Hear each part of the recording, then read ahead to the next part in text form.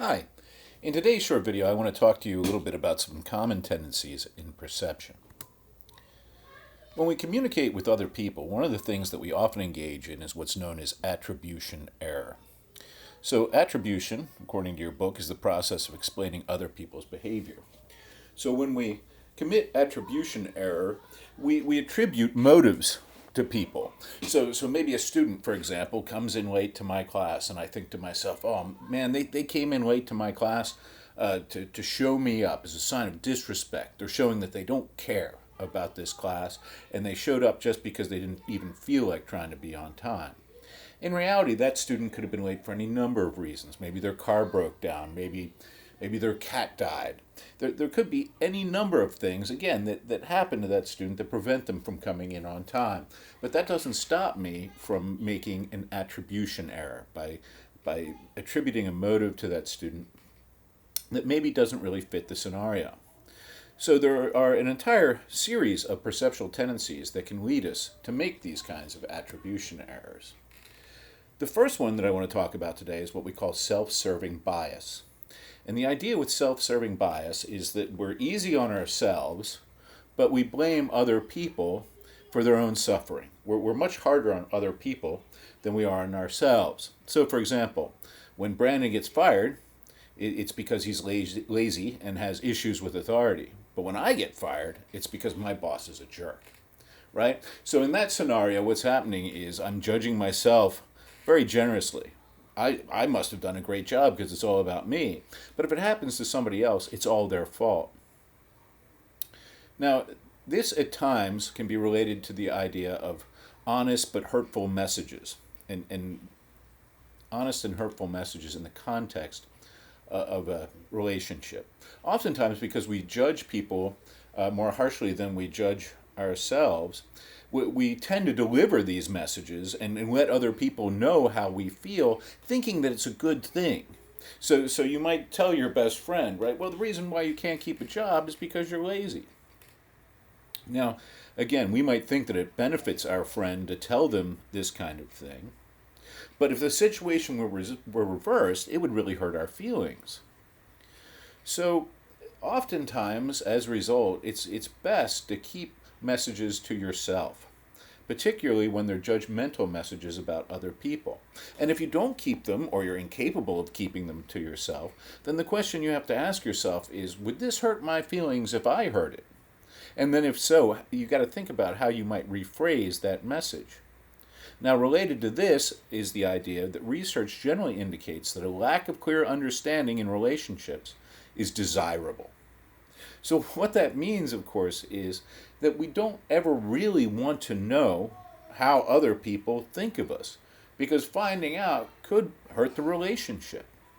Something to think about as you go through life. There are other tendencies, including the halo effect, that impact our communication with other people. The halo effect is kind of interesting. Your book defines it as the tendency to form an overall positive impression of a person on the basis of one positive characteristics, one positive characteristic. So, for example, if someone is physically attractive, we might attribute all sorts of other virtues to that person.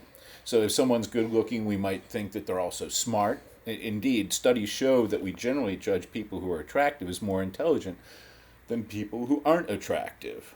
If someone's tall, for example, we might attribute honesty to them. This is all about first impressions as well, right? You've heard the expression, you never get a second chance to make a first impression.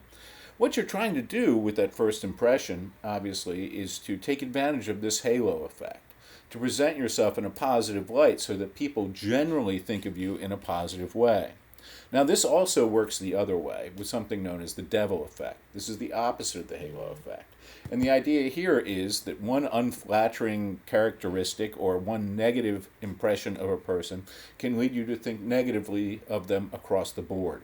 So if you see someone and the first time you meet them, they're being rude to someone, you might attribute all kinds of other unpleasant characteristics to them. You might think that they're mean, that they're stupid, that they're rude. right? So, again, the idea is that we meet people and we get this first impression, and we sort of build in our minds a model of the person and how we think about that person across the board, right? We judge all their characteristics based on just one impression. We also tend to assume that other people are similar to us. So, we need to remember that others don't always think or feel the way that we do. Indeed, assuming that people think or feel in a similar manner can create all kinds of problems. We shouldn't assume at all that our feelings and beliefs are held by others, and sometimes just asking is a really effective way of avoiding difficulties. So people come from all different kinds of what we call fields of experience. They have all kinds of different personal histories that inform the way they think of things and how they feel about communication and your interaction with them. So we need to realize this, and sometimes it's just good to ask someone, like, hey, what do you think about this? By asking that, hopefully it gives you, if they're honest, it gives you a clearer impression of how they're making sense of the scenario that you're in together. Now, the other thing that we have to think about is the fact that expectations influence the way that we see others, both positively and negatively. And of course, this can lead to self-fulfilling prophecies. So, for example, a study that's cited in your textbook.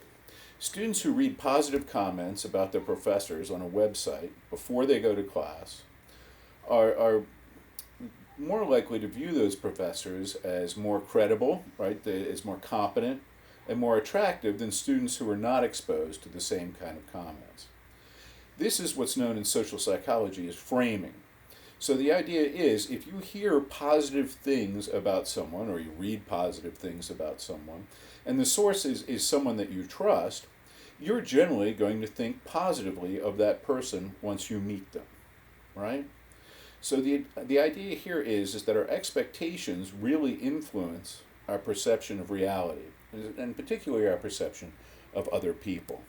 All right, so that's it for this short lecture. Thanks for checking it out, and next time we'll talk a little bit about perception checking.